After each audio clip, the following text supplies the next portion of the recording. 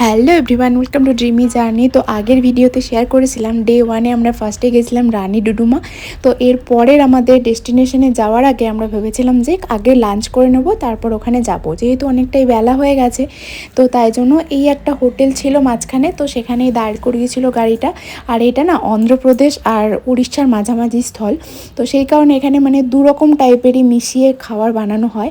আর এখানে স্পেশালিটি একটা দেখলাম, সমস্ত জায়গায় একটা জিনিস এদের কমন থাকে, সেটা হচ্ছে আলু, বরবটি, ফুলকপি, যা সবজি থাকে সমস্ত কিছু দিয়ে একটা ভাজা থাকে।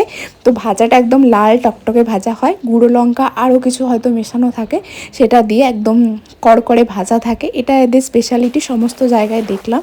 আর ডাল থেকে শুরু করে সমস্ত কিছুতে প্রচুর লঙ্কা দেওয়া থাকে, মানে গুঁড়ো লঙ্কা প্রচুর ইউজ হয় এখানে।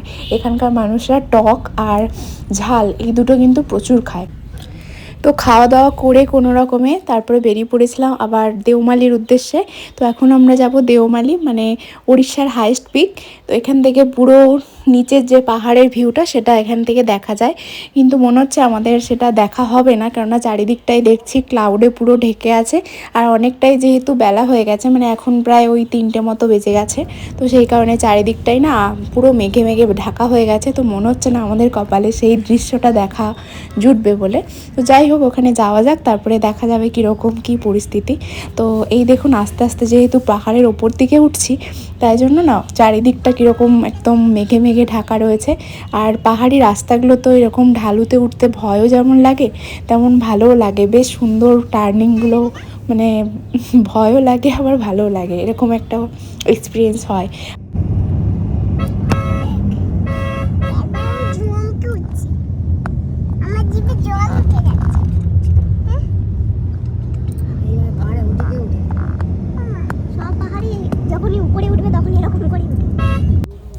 তো যত উপর দিকে উঠছি তত মনে হচ্ছে আমরা মেঘ ঠেলে ঠেলে মেঘের ভেতর দিয়ে ঢুকছি।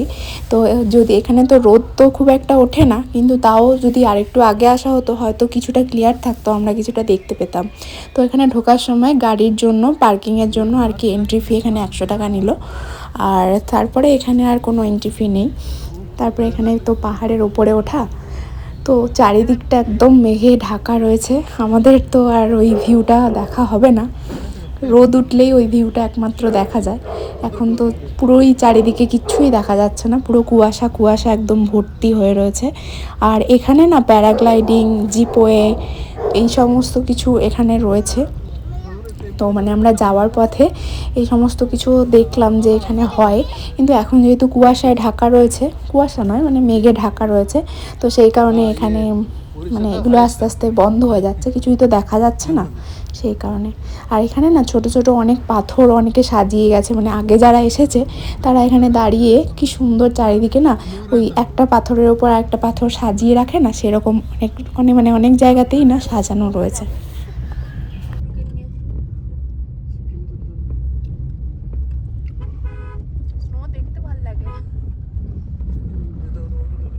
দেখো সবাই এরা টেন্ট খাটিয়ে থাকছে, পাথর সাজানো রয়েছে, দেখো পাথর সাজিয়ে রেখেছে।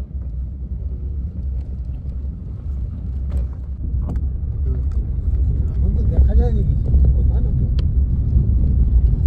আমরা এখানটাতে ক্লাউডে রেখে আছে, তাই বুঝতে পারবেন। তো এখানে একটা বড় রিসোর্টও আছে, দাম হয়তো অনেকটাই বেশি পড়বে, যেহেতু একদম পাহাড়ের নিচে আর দেওমালির একদম পয়েন্টে।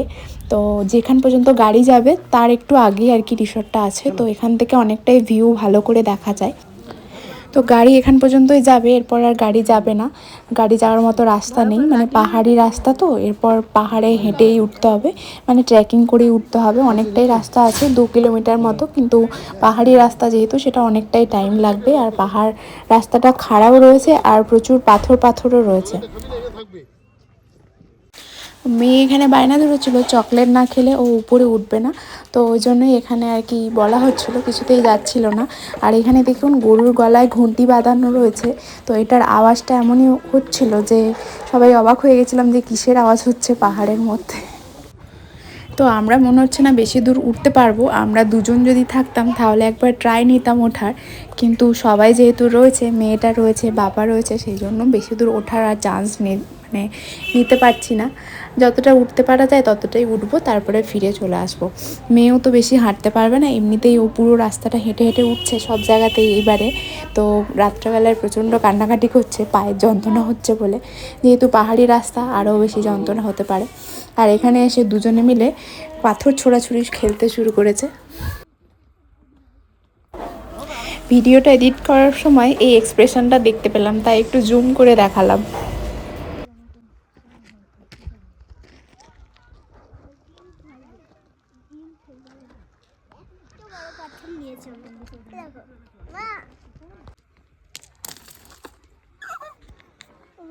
গাছগুলো মরে যাচ্ছে না না সব অনেক আছে, মরে যাচ্ছে।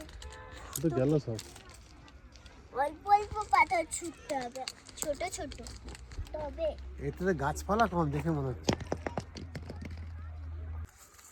ইউক্যালিপটাস পাতার গন্ধ দেখ, সঙ্গে মশা ঢুকবে না,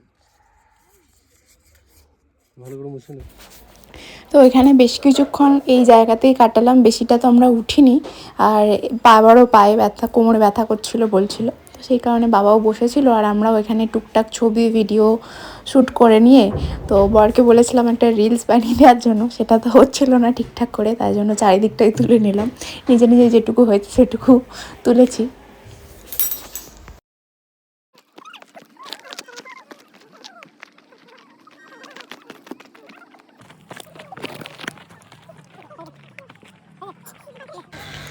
কতক্ষণ আর একই জায়গায় থাকবো, সেই জন্য সমস্ত কিছু সেরে নিয়ে তারপর ফিরে এলাম। আর যাওয়ার সময় না এখানে একটা টাওয়ার মতো করা ছিল, তো ওখানটা একবার উঠে দেখার জন্য, মানে কি রয়েছে সেটার জন্য উঠছিলাম। আর এতটাই নোংরা ছিল সিঁড়িটা, প্লাস এখানে সমস্ত কিছু সবাই আর কি পিকনিক করছে। মাঝে মাঝে এখানে অনেকজন পিকনিক করছে, পিকনিক করলে কিন্তু এখানে দারুণ মজা হতো। মানে এরকম পাহাড়ের উপরে পিকনিক করার মজাটাই আলাদা। তো আমরা তো ভাবছিলাম যে কারোর কাছে আর কি পিকনিকের যে চাঁদাটা সেটা দিয়ে আমরা ওখানে পিকনিক করতে বসে যাব। তো এখান থেকে তাড়াতাড়ি নেমে এই একটা জায়গায় যাওয়ার সময় এখানে দাঁড়াতে বলেছিলাম, টেন্টগুলো এত সুন্দর লাগছিল দূর থেকে। তো এখানে থাকার তো এখনও হয়নি, কোনো একদিন হয়তো থাকবো, তো সেই জন্য এখানে একবার দাঁড়িয়েছিলাম। কালা কালা কিয়া হুয়া হ্যায়, क्या होता है? দিস নাকের গুলো দেখেছিস?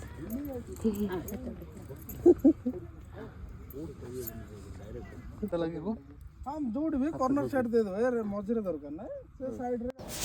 তো এরা এখানে আগুন জ্বালিয়ে কি করছে সেটা দেখানোর জন্য বাবা মেয়েকে নিয়ে গেছিলো এদের কাছে, কিন্তু ও তো ভয়েই যাচ্ছিল না, যেহেতু ওরা একটু মানে অন্যরকম সেজেছিল, 3টে করে নাকের পরা ছিল, তো এখানকার যেরকম আর কি থাকে। তো এখানে ঘুরতে ঘুরতেই প্রচুর জোর বৃষ্টি চলে এসেছিলো। আর এখানে যেহেতু মানে মেঘ মেঘ রয়েছে, তো যখন তখন বৃষ্টি তো এখানে নেমেই যায়। আমি এখানে দাঁড়াও, সবাই এখানে দাঁড়াও। এখানে দাঁড়াবো দিয়ে চুচু ফোন করতে বন্ধ করো, ফোনটা বন্ধ